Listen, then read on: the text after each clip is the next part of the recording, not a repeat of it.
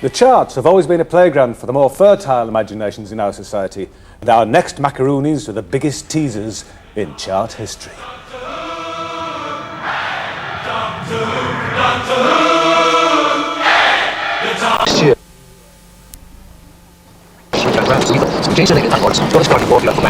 I went in and made a #1 record.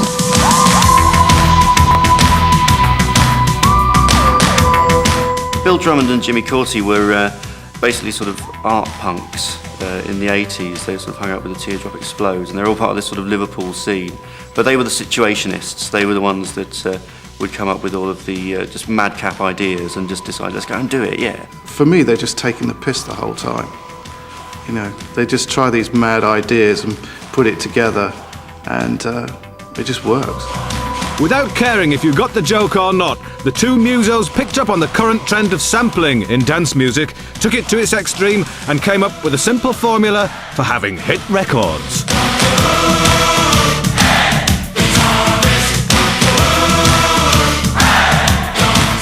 What there was the Gary Glitter drum beat, and then we put over the Doctor Who riff over the top of that, and loads of crowd noise. Bob's your uncle.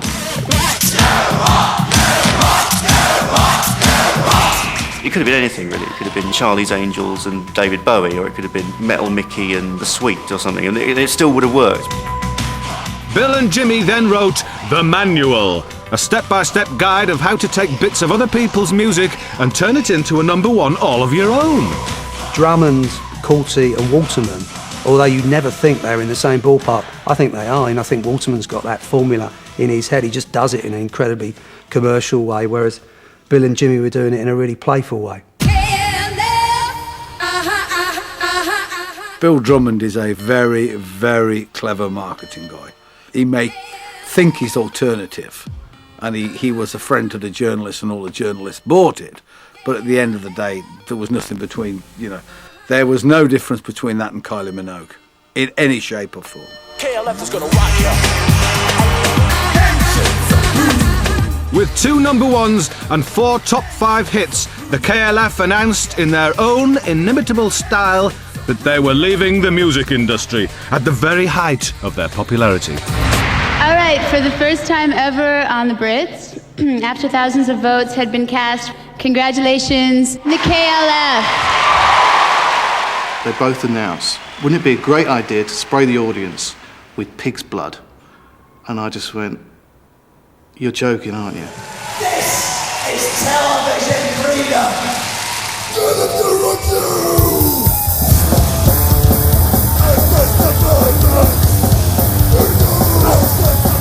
We managed to convince them not to do it, thank God. And they just had an M16 instead and fired that at the crowd.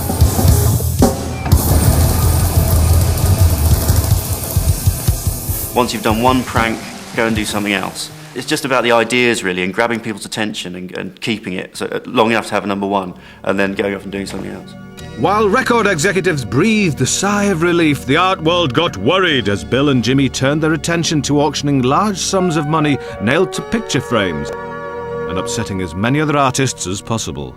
Just before being picked as Best Artist of the Year, with a cheque for £20,000 to back it up, Rachel Whiteread learnt that she had also been singled out as Worst Artist of the Year in an alternative award funded to the tune of 40 grand by the K Foundation, set up by the former rock group KLF as a bizarre and pricey comment on the state of contemporary art. Can we hear it for Rachel? Bill and Jimmy then went one step further. They took £1 million from their bank account, flew to a remote part of Scotland and burnt it. I went along with them as a witness. I didn't have to write an article about it. They didn't tell me to write an article. I wasn't working for them. I did write an article for The Observer, but I was put in a position why would anyone believe me? I was their mate. I had been working with them. It almost been designed not to be believed.